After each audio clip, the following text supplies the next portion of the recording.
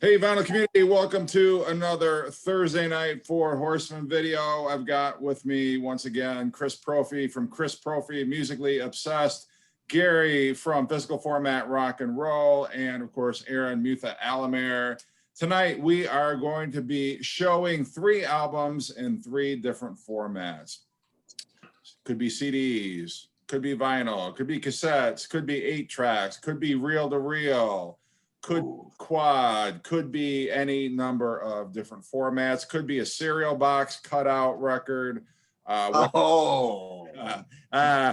whatever format we have, we are going to show it. We're going to go in clockwise order. So our first album to show, Mr. Prophy, the stage is yours. Well, I am going with the mighty Black Flag. Surprise, surprise.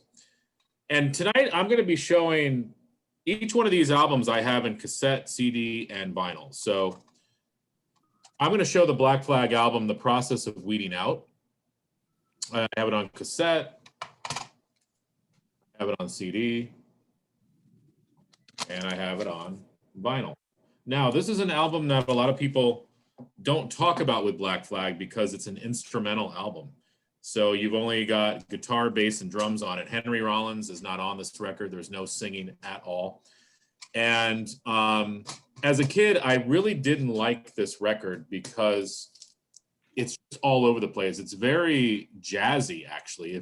If anybody out there is into Ornette Coleman, you would really dig this record. If you're into like 70s Miles Davis, like when he goes off for like 30 minutes and just jams, you would really dig this record. Greg Ginn's solos are very jazz-like.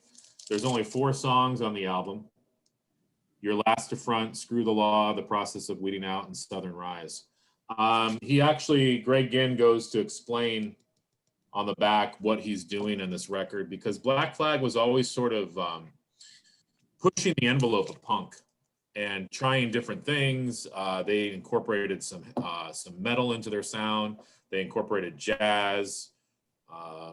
A little bit of everything. But this is definitely one of my favorite Black Flag records, with artwork by the famous Raymond Pettibon. Yeah, interesting. Who I believe is Greg Ginn's brother, I want to say. Yeah, interesting that they would do that. I mean, Henry Rollins is such a charismatic personality. To have him not on that record at all is a pretty bold. Well, I believe that, like, I know the album Slip It In has an instrumental on it. And I think, does In My Head have an instrumental? Maybe. So they always toyed with instrumentals, but this was like a fully realized instrumental album. I mean, they have another album called Family Man that I've shown before too.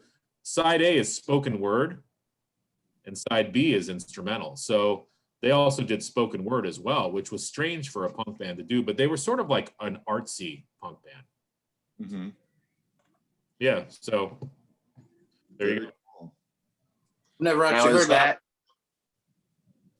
Is that an EP? I believe it is. Yes. Okay. Yes. Like I said, it's only got 4 songs on it, and it's not very long. So yeah. I didn't know if it was 4 songs, like, short, or 4 songs like yes. No, it's not like Tales from Topographic Oceans. Okay, that's right. Yeah, no, it's I believe it's an EP. All right, cool choice. Thank you. So mine, unfortunately, when I originally had this album, I had it on 8-track. It was the first format I had. So I have had this on 4 formats. And from 1974, I've got Kiss, Hotter Than Hell, got a cassette, CD, and of course, album. And this is actually the second album. So I bought this a few times, but my first copy was shit. So I had to go out and rebuy it because I love this record. I know it gets crapped on because of the production. I get that. But there's something about the production in a way that almost adds a charm to it. It's got such a muddy, it almost sounds like Black Sabbath, early Black Sabbath production at times. The heaviness of it, the way, and those drums sound very heavy, almost like underwater at times. But I just love the songs on this thing, you know, and not just the hits, but like All the Way and Going Blind, Mainline, songs like that are like, you know, they're like some of my favorite Kiss songs. And that's what I love about this album is, you know, on top of having like, you know, great songs like Parasite on there, Got to Choose, it's got all those other songs. And this is definitely a front to back album for me. I can put this sucker on and listen to the whole thing, and I don't get tired of this album. So Yeah. that's my first pick, Kiss, Hotter Than Hell. I need to get that on vinyl. You're right, though, Gary. That is a heavy album. Yeah, you know, and the production definitely makes it sound that way. And, you know, it's funny because like that's the second album they released in that year. They had their debut album, and then in the fall they had Hotter Than Hell. So, you know, back when bands, you know, we all know that all those bands used to release, you know, a couple albums a year, and they'd be great. Look at the Beatles. I mean, that was just amazing. Kiss should really pick an album and play it front to back live. Yeah, I know. I'd vote for that one. I mean, how cool. I don't think, did they ever do Mainline live? Not that I know of. Maybe like back in the day, you know, Yeah, like I when mean, they were I just would- touring off of that album. But I would love to hear that album live. yeah, me too. But, you know, they'd have to have Peter Criss back in the band because he, you know, vocally he adds to it. He'd have to be there. So. Good. And when I did my ranking of that year, that was very hard to choose between that and the first record for me because I like it almost, I mean, just almost equal to the first record. It's that good. And I agree I with get the problem with production. I like the production on it.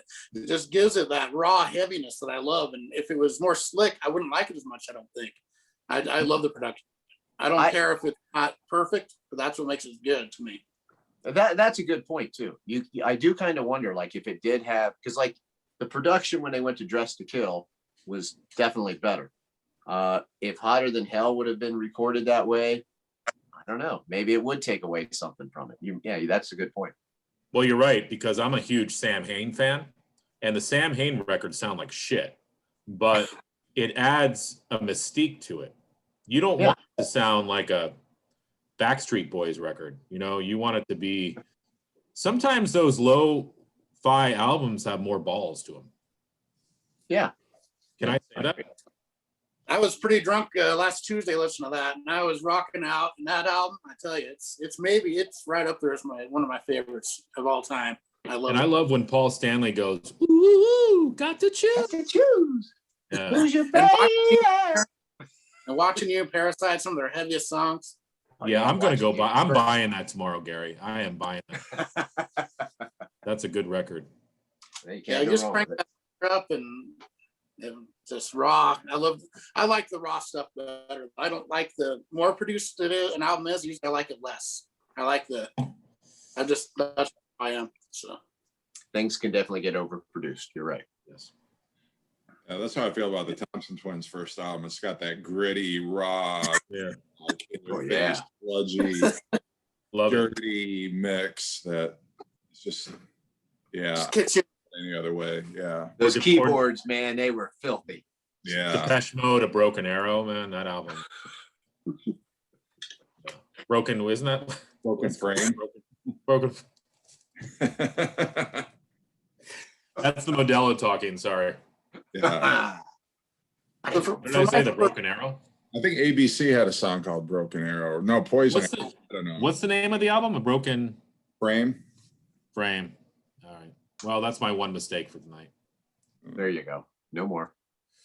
No more. All right, Aaron. My first one, I'm going to show this, and this is actually the cassette I bought the day it came out, and I still have it. This is Steelheart, Oh, wow. and they actually changed the cover of this, and to all my versions, I'll show you, have this cover.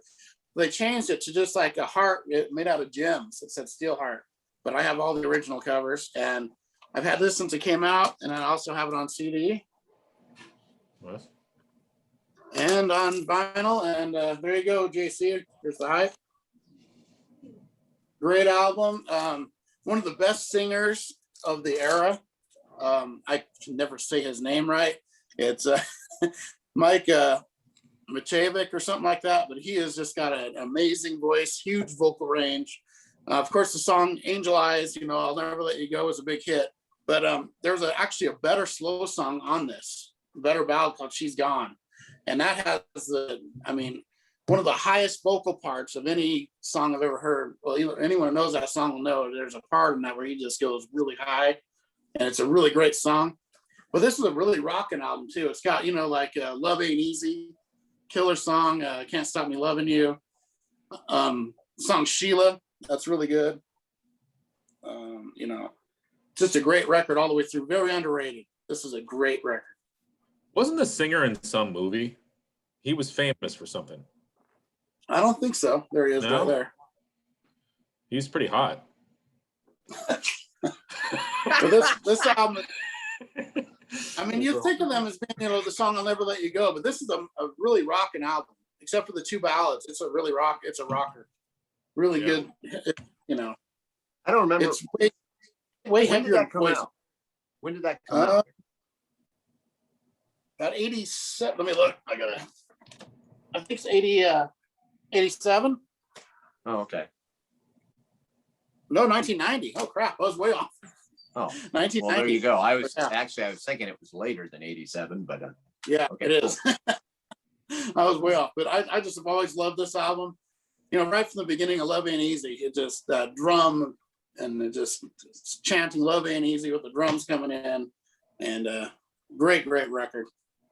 there's a lot of good albums that came out right at that time that kind of get dismissed because of the change of the style of music, and that's one of them. Yep. So I just want to say, I just looked it up.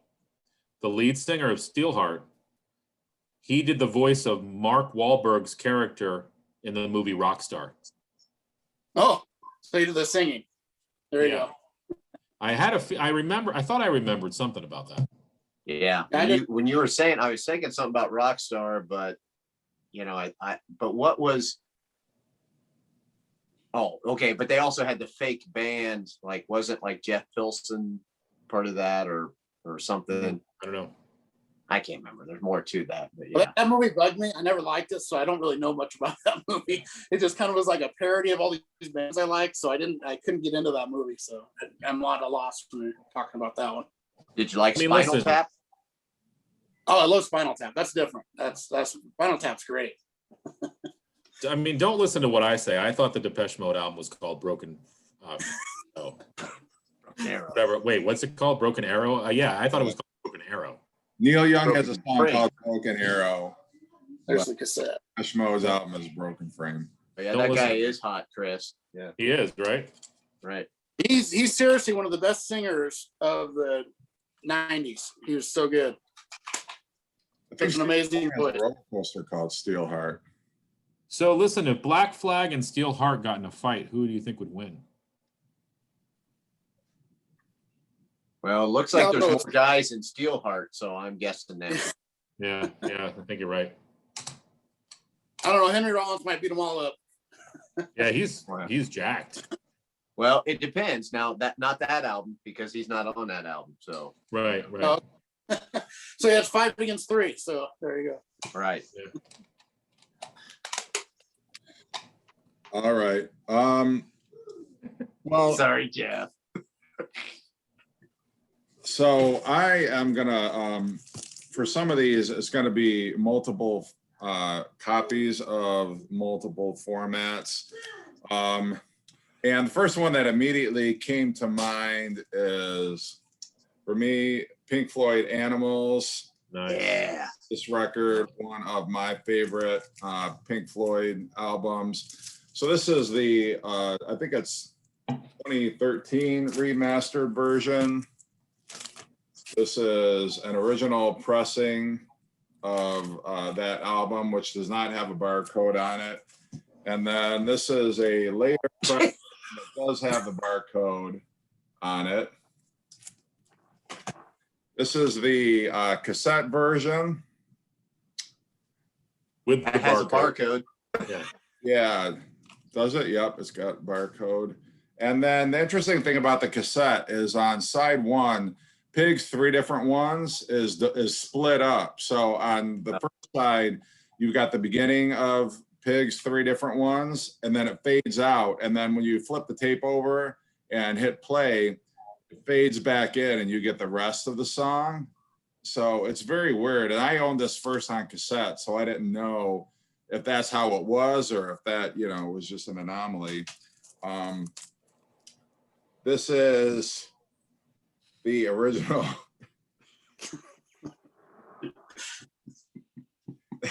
The original. All right, I'm just gonna say something, and this is for all of us. We are all nerds. Like this is like geeking out totally. I mean, you have, and excuse my language, when you have fucking 20 versions of Pink Floyd Animals.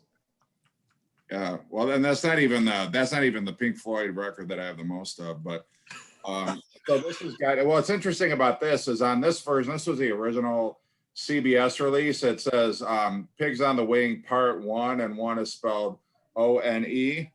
And then this is the remastered version from, I think it was 1997, and it's just got the numeral 1, Pigs on the Wing.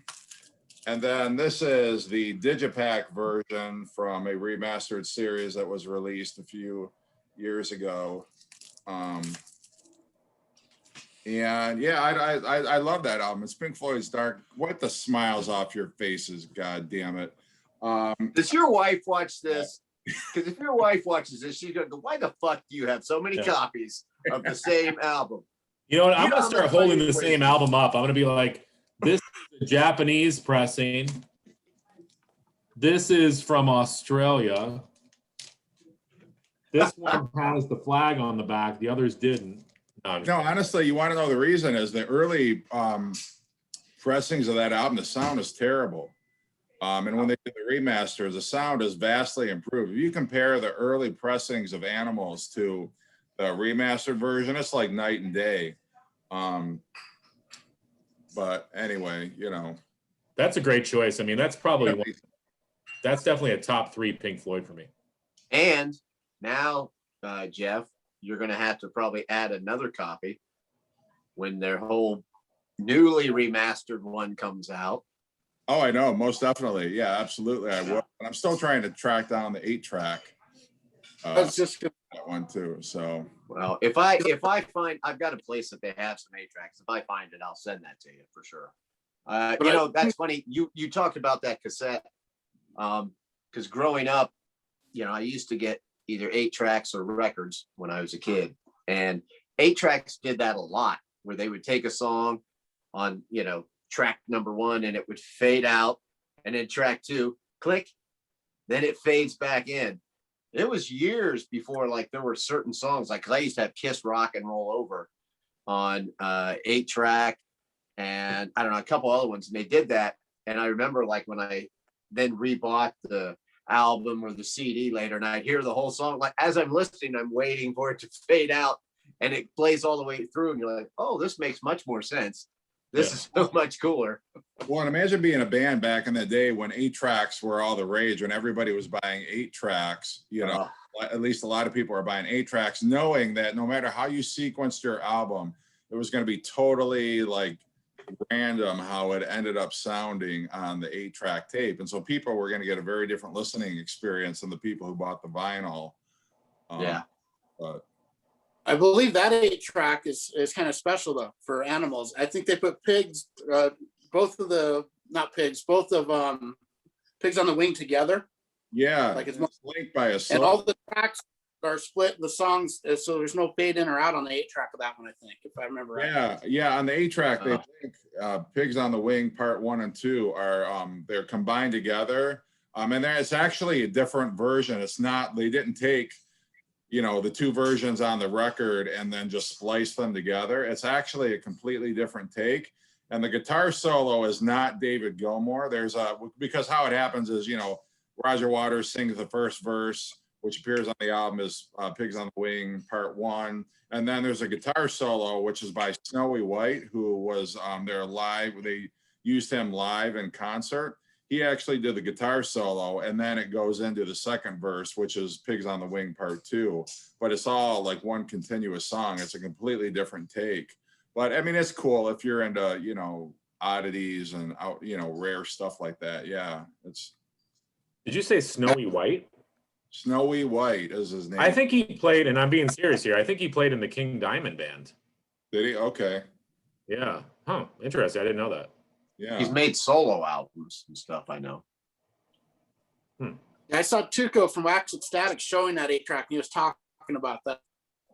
Yeah. Yeah, about I'd love to have that. That'd be a grail of mine for sure. All right, Chris, you're number 2.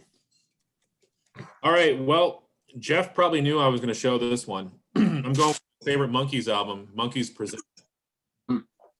I have it on cassette. Now, I was inspired by Jeff because Jeff showed his Monkees cassettes, and I'm like, all right, I need all the Monkees cassettes. So I've been slowly getting them, but I have the Monkees Present on cassette. I have it on CD. This was the remaster. This came with, and I don't know if I have it. These all came with little cards. Oh yeah, I do. Little trading cards. Wow. Yep. There you go. I don't think I have all the trading cards because some of the CDs didn't come with the trading cards for whatever reason. Plus really good liner notes in these if you're into liner notes. And then I have it on vinyl. This is a Friday Music pressing. But yeah, I've gone down on record saying that this is my favorite Monkees record.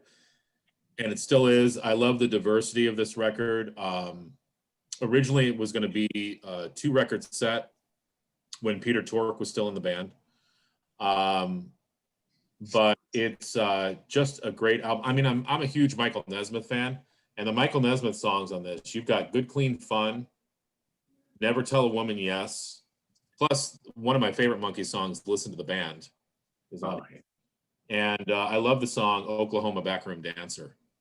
But, you know, and Jeff and I have talked about this album before, too. You've got, like, Davy Jones singing a song called French Song. And you just picture him in, like, a little cabaret in France, like, singing the song for a bunch of old women in the audience. You know, like, it's just got that vibe to it. And then you've got, you know, Ladies Aid Society, where the guys are doing these falsetto voices to sound like old women. And Before then Monty Python ever did it, yeah. Yeah, then it ends with Pillow Time, which is a song I believe was written by Mickey Dolenz. Correct me if I'm wrong, Jeff, but It was written by Mickey Dolenz' mom. Oh, okay. Yeah. And it's basically a what do you call that? A nighttime Lullaby. Lullaby, thank you. That's the word I'm looking for. It's basically a lullaby. So you've got everything on here. Plus you've got a Boyce and Hart song called Looking for the Good Times, where they tried to sort of harken back to early Monkees era. So you've got everything on here. Plus the first song, Little Girl, I believe the guy who's playing guitar on it is the guy who played the guitar on Valerie. Wow. So You it's got just a an protest awesome song album. on there? Yeah, protest song with Mommy and Daddy. Mommy and Daddy's on here. Bye Bye Baby Bye Bye. I mean, I love this. I'm gonna have to listen to this record tomorrow. This is so good. Go put it on now. Let's listen to it. No, but you know it's funny. A lot of Monkees fans, I've gotten like hate, like comments on my channel about how can you say Monkees Present is the best one, like Pisces, Aquarius, Capricorn, or you know more of the Monkees. I don't know. I've always loved this record. I like this record, and I really like the album Head as well. You My like what you favorite. like. What? What'd you say, Aaron? My favorite Monkees record is Bite Your Face Off. Yeah, oh, that's a good one. Yeah. I almost used the Birds and the Bees and the Monkeys. Oh, that's a great album too. That's got is that Tapioca Tundra on there? Yeah. Yeah. Tapioca Tundra's on that one. Instant Replay is a good one too. That's got a lot. Oh, yeah, love Instant Replay. One of the best Michael Nesmith songs, While I Cry. Yeah. So good. Mhm. Have you, Jeff, have we done a video? Yeah, you and I did a video about Present, didn't we? Yeah, we did. Yep, we picked our favorite monkey songs. Okay. Yeah, so anybody out there, go back and watch that. I think it's on Jeff's channel. I don't know if I've seen that or not. I have to go check that. I like That was back Quite when, fun. yeah, Jeff and I, we were like just starting out. We were like little babies in the VC. When we were the two horsemen. Yeah, we were the two horsemen. Gotcha. Yeah. All right. Okay. So from 1989, I went with an album that I really love, which is why I have it in all these formats. And that would be Guitar Shop by Jeff Beck. Nice. So I got it in cassette, CD, and album. Actually, I got that from our friend JC, who got me the album. And this is, this is the same time when Jeff Beck, this was kind of a comeback for him.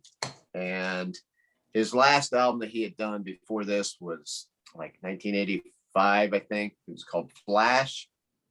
And that's really an up and down album. It's definitely not his best. He kind of used some, 80s kind of electronic drums to go along in there and some stuff like that. It had a few moments. That's where they had that, where he got back with Rod Stewart and they did People Get Ready. That was pretty good. He had a video on that. So he did okay with the album, but this one, all instrumental, and it's just smoking. He's got Terry Bozzio on drums, who's a fantastic drummer. He's got Tony Hymas, who plays keyboards and synthesizers on this thing. And these are the type of, this was like the new era of Jeff Beck in my mind.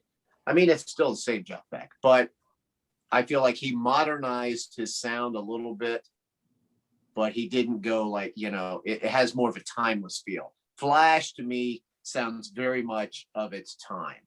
I kind of feel that way a little bit about There and Back also. But this one, I don't feel that way.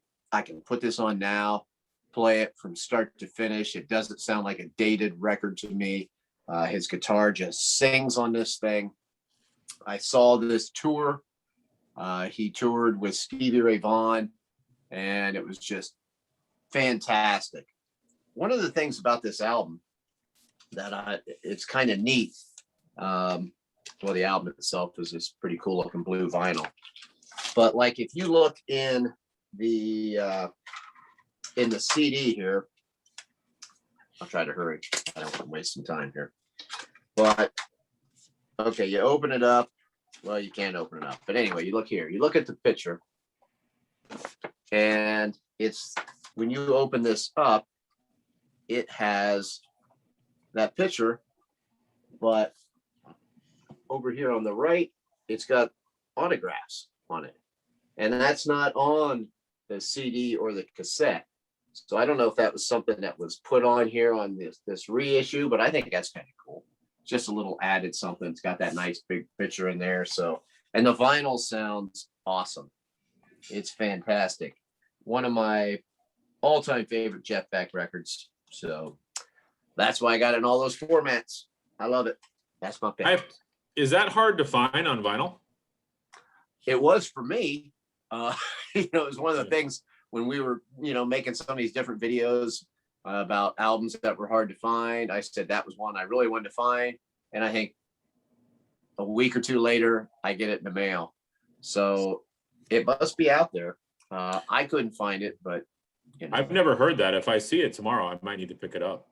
Yeah, I mean, it's not that hard to find like on CD or something, but on vinyl, I don't know. Maybe it is easier to find than I realized, but I had never seen it. So I was super jacked when I got that in the mail because I love that album. Cool. I think all you guys would like that, actually. Yeah, I need to pick that up. Aaron. I'm trying to decide which one to do here because I picked two extras. I'm going back and forth. Which one am I doing? I can either go three 1990 records, or You know what? Just show the Sweet FA. Come on, show it. no, I actually didn't pick that. I could, but I didn't pick that one out. Show the clutch. I didn't pick that either. No clutch, no Sweet FA. I'm going to go with Danzig Lucifer. Yeah. Oh, wow. Yes. This is my original cassette I've had since it came out. All these cassettes I have are what I had when they were first released. Now the CD looks really different, Yeah. Oh, yeah. and the back has the cover, which is really odd. And then I've got the vinyl. And this was a grail of mine until I got it, because I love this record. You know, it's just every song is killer on this. You know, if I can read the damn thing. Long way back from hell. This is like when he first really started to get that Elvis-y voice in Yeah. kind of the slower songs, and it's just amazing. Like 777, Blood and Tears. Love that song. Well, you got the bluesy stuff like Killer Wolf was on there. Yeah, and Her Black Wings. Yeah. Yeah. I love Blood and Tears, man. I just love that song. I love every song on this. To me, That his cover two best reminds records me- were third. What's up? That cover reminds me of the Doors' first album. Yeah. Yep. Very much so. Yes, it's a lot like it.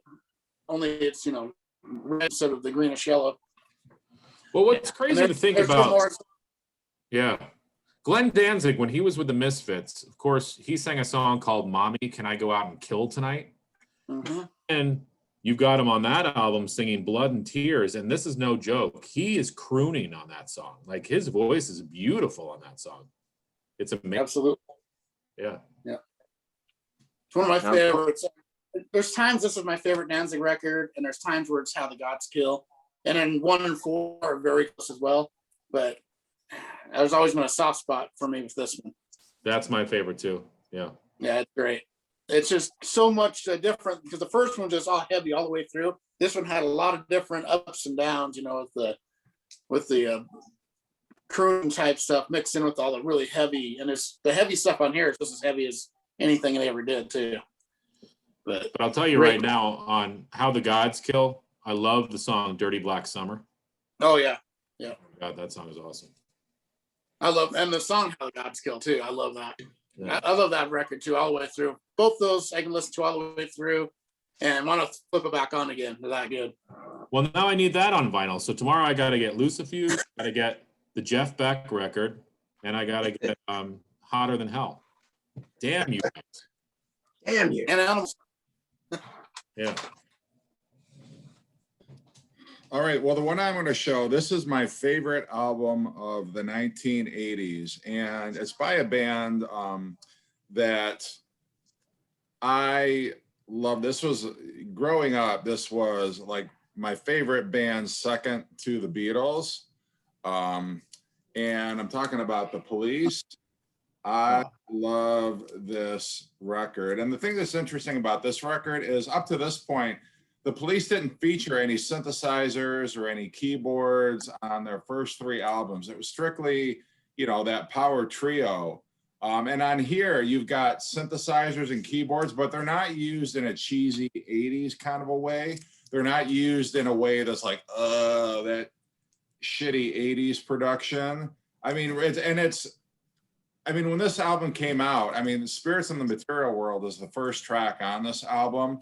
And it's got to be like the same jarring experience putting that record on as Van Halen was when 1984, you know, you got that 1984, that whole synthesizer instrumental, because you've got that. It's totally like, I don't even know if there's any guitar on that track. It's all synthesizers and drums, and there might be like a little bit of bass, but and then like just songs like Secret Journey, where you've got like keyboard, like the whole synthesizer. Again, it's not done in a cheesy, like, let's take a shortcut, instead of, you know, hiring a horn section, we're going to just cut corners and use a synthesizer. It's done in a way that the textures are so interesting, and the synthesizers are used in such a way that it's almost like a dark, ominous kind of soundscape that they create with keyboard. Like Invisible Sun is another one that's like a real dark, ominous track, and it's very keyboard heavy, and yet it works so great. I love The Police, but I love that album because it's so different than anything else they ever did. They took a bunch of risks on this album. They had a hit with Every Little Thing She Does Is Magic, but the rest of the record is not radio friendly all that much. I mean, even Invisible Sun, it's not what you would consider a radio, especially in the early 80s, what you would consider like, oh, that's a radio hit. It's not at all. It's a very dark, kind of a brooding track. You've got a song that's completely in French. I don't speak French, but you know, Hungry for You, you know, that's entirely in French. You've got a song that Grace Jones covered in Demolition Man.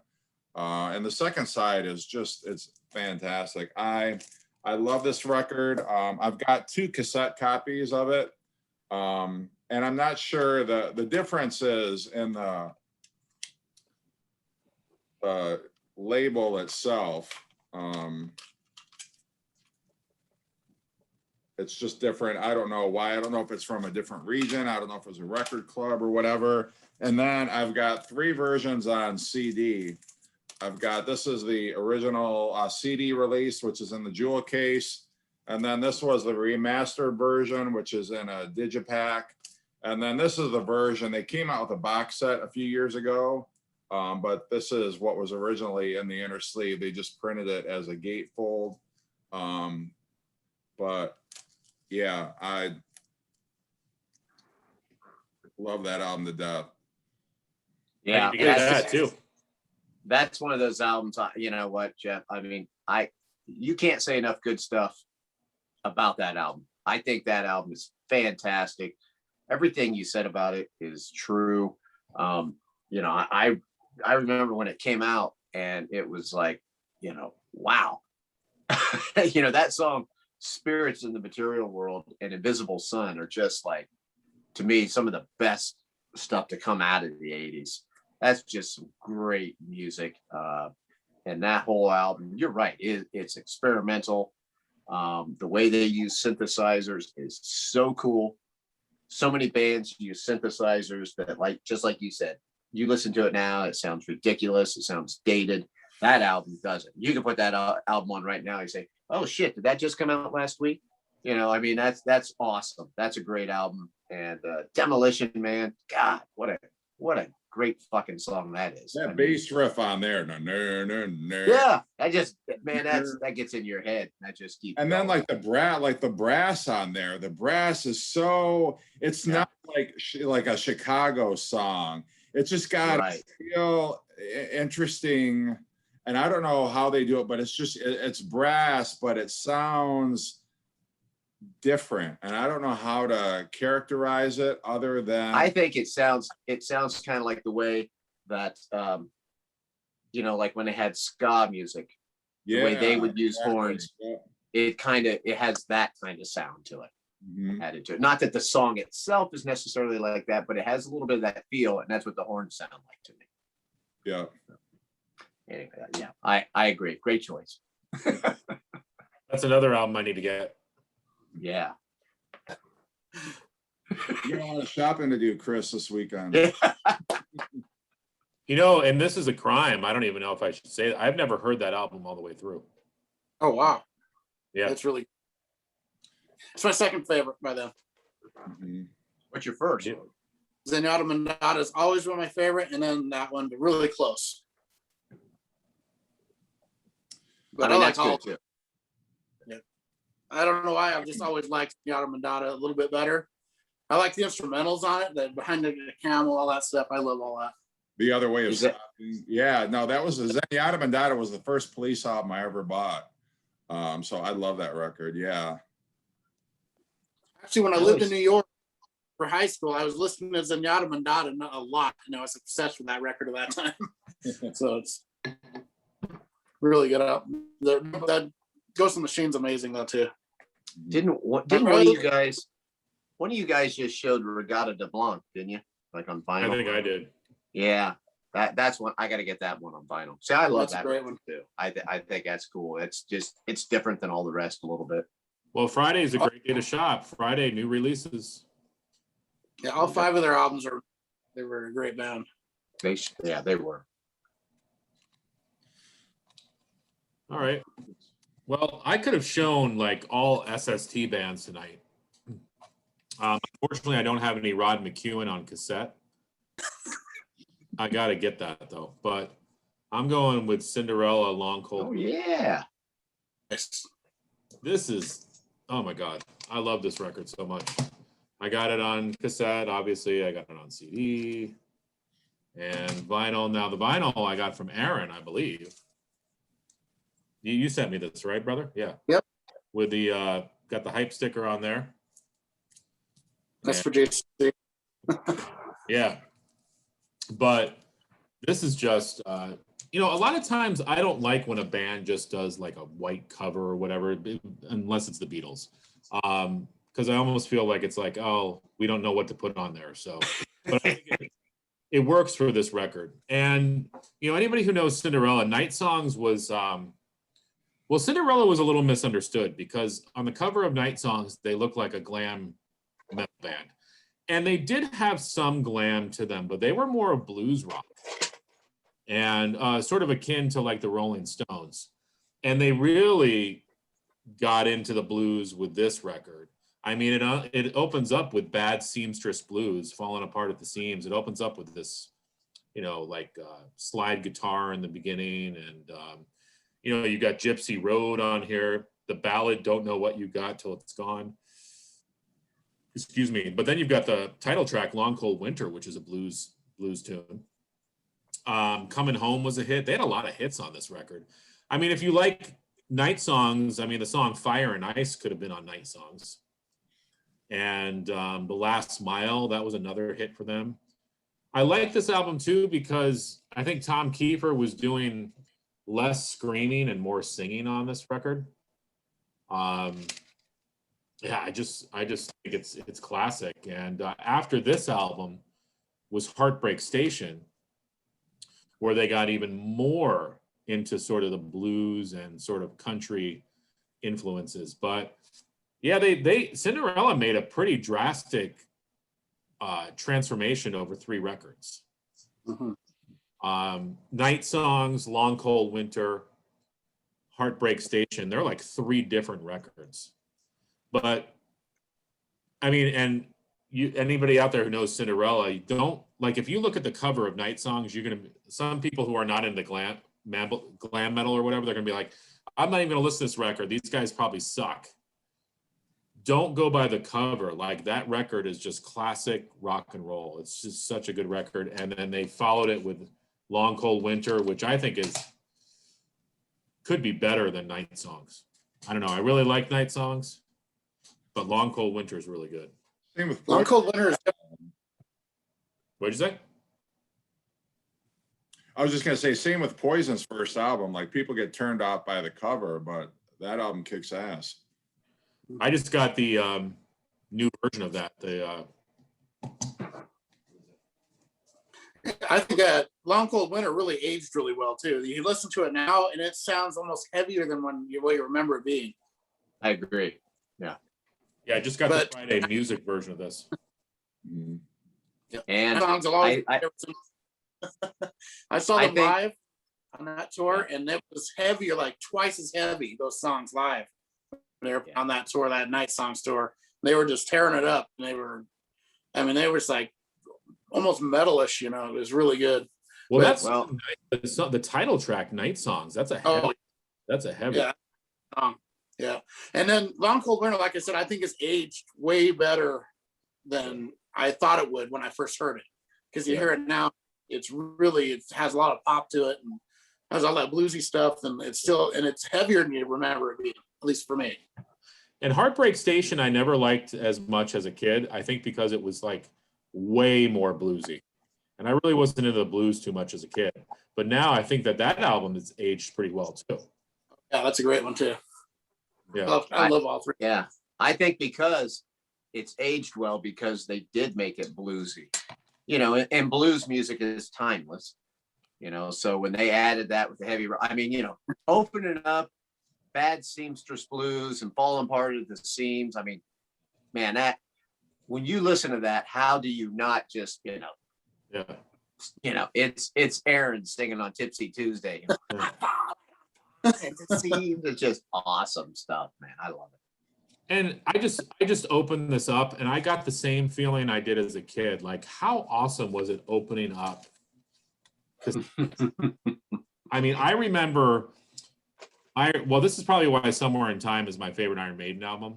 I mean, the music is awesome, but I remember I had it on cassette and I used to love to unfold the cassette and you saw the whole Derek Riggs artwork on there. Oh yeah. Yeah, You're just hoping it's not perforated too much so it doesn't rip. Yeah. right. I don't know. There's just something about cassettes. I love them. Yeah, they're fun.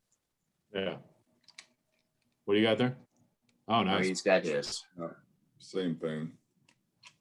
Yeah, it's I might have to listen to this record tomorrow. I might too. But yeah, I I want to listened show to you it. I said it was just it struck me how well it's aged. the music on the Friday music version of this is a gatefold. The Oh original really? wasn't. Yeah. Yeah, I got the original. Wow, Yeah. But Yeah. those girls are hot. yeah, I mean, Ricky Rocket looks like a hot girl right there. Can you imagine like their parents? They're like, oh, can we? Here's a picture of our son in the Navy. You know? Oh, well, here's a picture of our son on the front cover of his record. I don't Yeah, know. especially back in that time period. Yeah. Yeah. I thought this was so cool though as a kid. I'm like, yeah, the more glam, the better. Yeah. I was totally into it. Me too. It was a big thing. Okay. So my next pick goes back a few years to 1977. And this is a band that I love. It's one of their best studio albums, and that is Lights Out by UFO. This, of course, is your classic lineup. There's the CD. Of course, this is, as you can tell, this is from a box set type thing. And I got the album. Love it. You got Phil Mogg, Michael Schenker, Andy Parker on drums, Pete Way, late Pete Way on bass, and Paul Raymond on keyboards and backup guitar. That's their classic. You know, that's the same lineup that did the live album Strangers in the Night, which is a tour off of this. And this album is another one of these start to finish albums, man. I just love this. It's, you know, of course it has the title track and the whole Love to Love You. That's just awesome. And what I like about this album too is all of like Michael Schenker's guitar solos that he does on here, man, they just really pop off of this record. I mean, you know, this is an old record here. This isn't any reissued thing or anything, but I put this on now and you'll be listening to it. And when a guitar solo comes up, it's just like, boom, it's right in your face. And what's kind of cool too is even though I always feel like Strangers in the Night has the definitive versions of all those early UFO songs, because it's just such a great live album. I like listening to this also because the versions are just slightly different. Like the keyboards sound a little bit different on here. And I could, I enjoy listening to this just like I enjoy listening to it on the live album. And, Phil Mogg just sounds great on here. His vocals, everything about this album is just great. It's just a great album that's representative of that time period of rock and roll. It's got that whole, just like, April Wine kind of has a sound of around that time period. And this stuff is just great. I have loved this album for years, and man, I just don't ever see me getting tired of it. So UFO, Lights Out. UFO should be talked about more. And you showed that. It reminded me, I have one of their latest albums, Conspiracy of Stars. This was their 2019 record, but you still got Phil Mogg on vocals. Yeah, Phil's still in it. Yeah, this is a great. I haven't listened to this in a while. I might have to listen to this tomorrow too. I might have Tipsy Friday. Yeah. Well, you know, Vinnie Moore has been in the band for quite a few years now. You know, he's really good. He's a great guitar player. I really like the Paul Chapman era of UFO also. The stuff that he did. I like pretty much all those eras of UFO. I saw them on their the last tour that they did, and still Phil Mogg still sounded really good in my mind. Still just a great band. The one I was surprised is they had Andy Parker on drums. You know, he's an older guy, and I was just kind of not expecting much out of him. But man, he was still all over the kit. He sounded really good. I was really happy with the way the band sounded, and just grateful that I got to see them. Supposedly it was their last tour, so we'll see. It's a great band. I wonder why they didn't become as big as they should have become. I mean, they had the songs, they had the band, you know. I know. I don't know. They were always like somebody's special guest. Mhm. You know, that's kind of the way Dokken was in a way. I put Thin Dokken. Lizzy in. I put Thin Lizzy in that group too. Yeah, then Lizzie's kind of the same way. You know, people like us, yeah, we know those bands. We love them, but the general populace, not as much. They might know, you know, like Too Hot to Handle is off of this album. That was kind of a hit. Some people know that, but beyond that, man, they don't know much by bands like UFO, who have a fantastic discography. Yeah.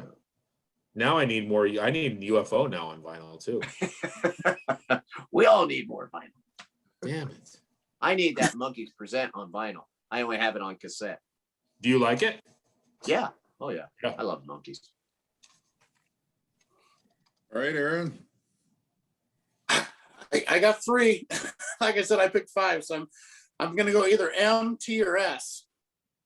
Anyone have a choice? I'll go in any one of them. T. Yes. T. Yeah, Okay. T. So my T is a great, very bluesy album from 1989. This is Tora Tora with Surprise Attack. Yeah. Yeah.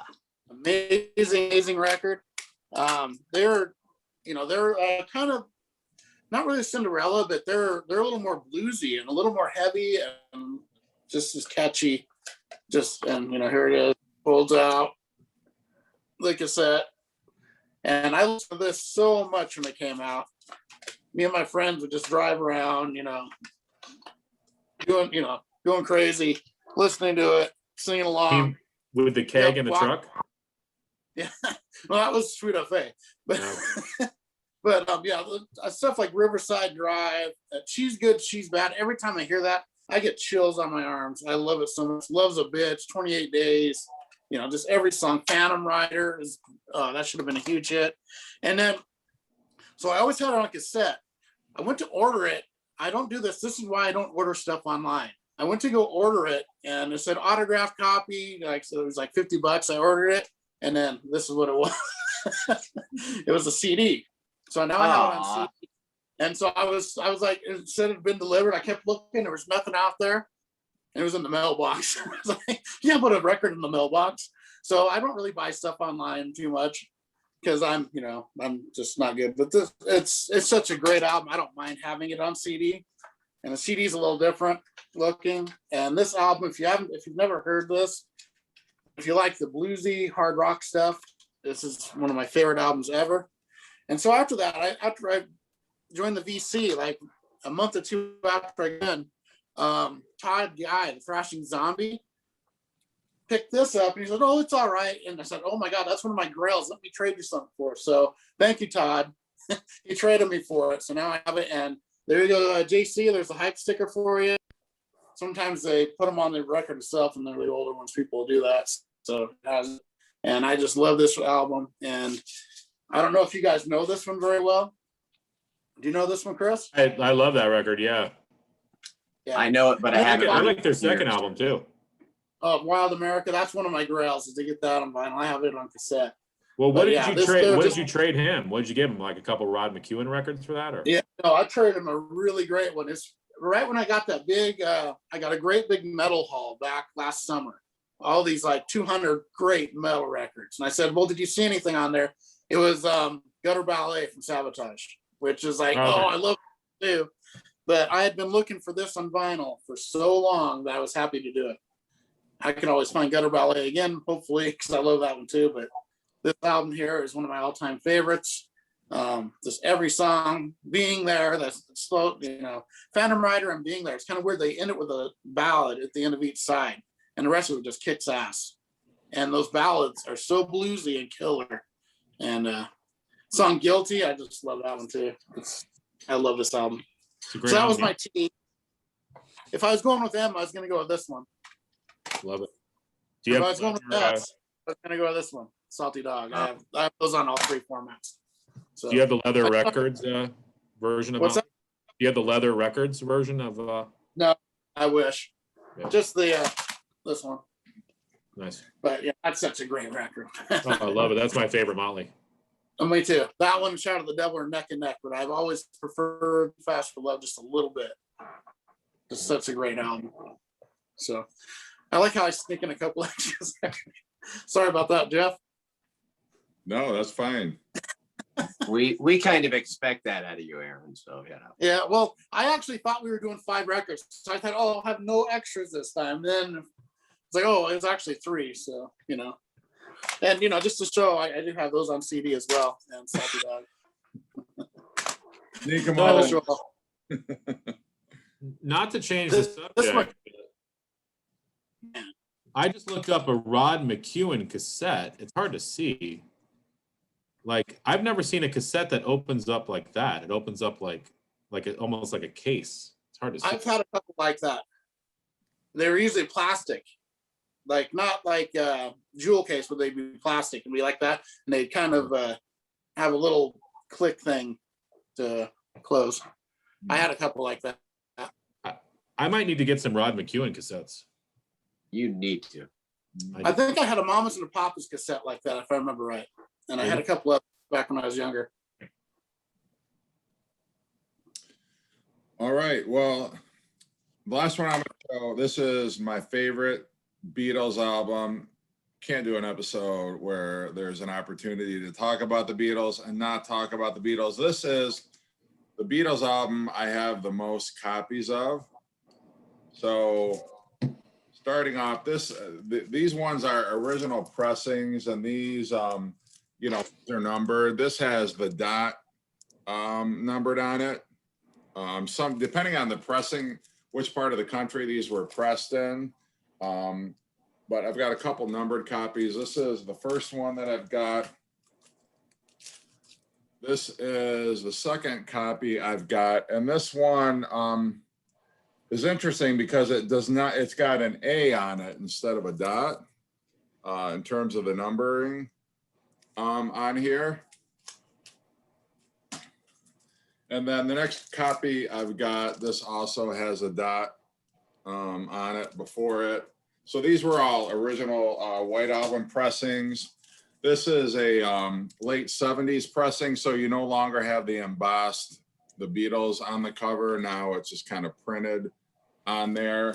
And every other way it's the same. It's still got the poster. It's still got the individual photographs on there. This is a 1990s. This is embossed, but it doesn't have the numbering on it. This was, I don't know, like 1993 or something like that. They remastered this. And the pictures on this one, it's more like sepia colored than the regular photographs on the inside of it. So it's a little interesting that way. And it's got a barcode on the cover there for the first time. Copy of the White Album.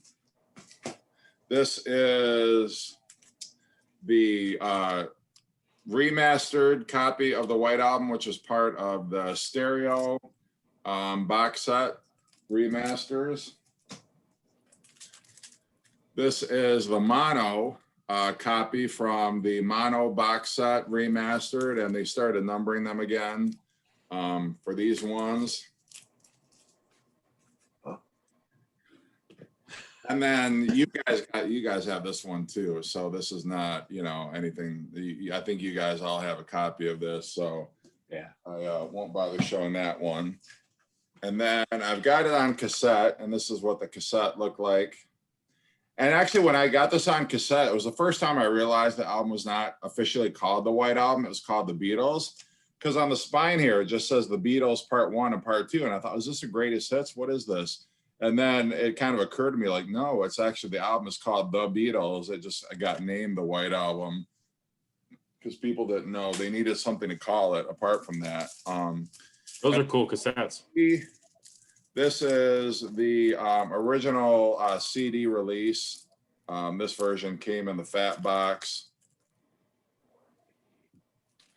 This is the 2009. This came in like the Digipack. This is the Giles Martin, the remix with the Esher demos on it. So it's actually like a 4-disc set. And then this is the version that was in the mono box set. So it's got the embossed, they replicate, and the mono Beatles box set, they replicate all the albums perfectly exactly how they were.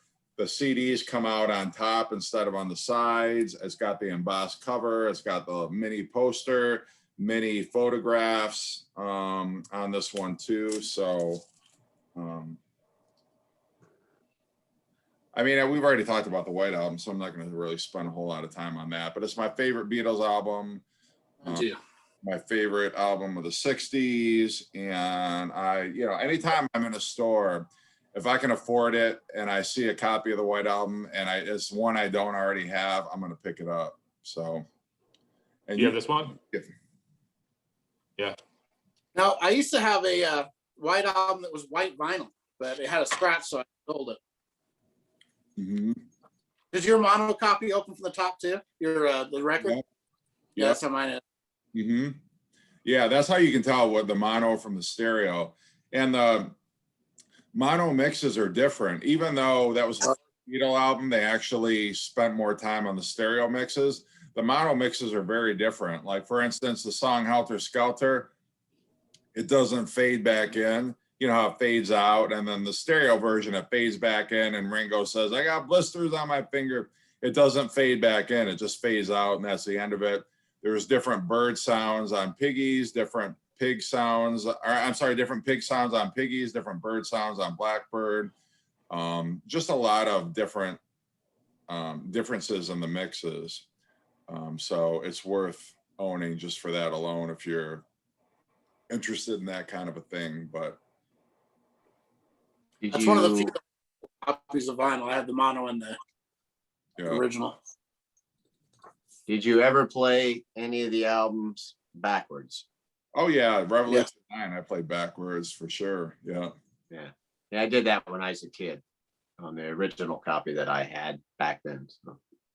You'd be amazed how many records back in the 60s had backwards stuff on them in the 70s. Mm-hmm. I have a Tommy James, Shondell, Crimson and Clover has backwards messages on it, that album. Really? Yep. I'm kidding. What does it say? It's just some goofy stuff. I can't remember it right now, but it's just some goofy, stupid stuff they say. And it's on one song, and you play it backwards, and he's like saying all this just ruthlessly goofy stuff. Mm-hmm. I can't remember exactly what it is, but it kind of tripped me out that I was on there. Yeah, that's very cool. No, a lot of it's just weird. You play Revolution 9 backwards, you get some weird stuff. It's weird forward, but weird back. They say number 6 backwards. Yeah, playing it backwards, it's a whole nother. Of course, pretty much any album you play backwards sounds pretty freaky. Yeah. All right. Well, we had a good time with that one. Seeing different copies. I'm a cassette guy and a CD guy, so love seeing those different formats on there. But next week we will be back. I have a whole different topic. And thanks again for joining us. Thank you guys for joining in. Ooh. And everybody take care.